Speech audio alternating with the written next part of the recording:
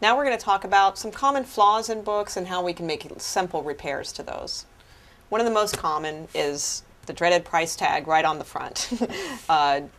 Many times people will just rip these off, and that causes a big scuff. We don't want that. The safest way and your best friend will always be lighter fluid. This helps many repairs.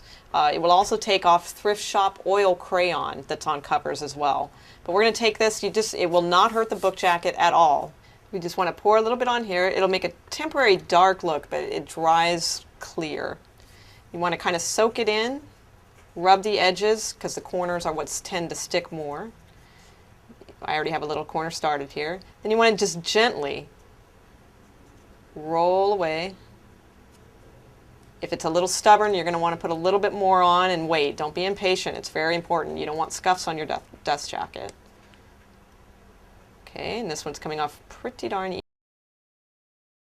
Left, I usually just run my finger and kind of just get the remains off. And it works wonders. And this will dry, and you'll never see it, and it dries clean.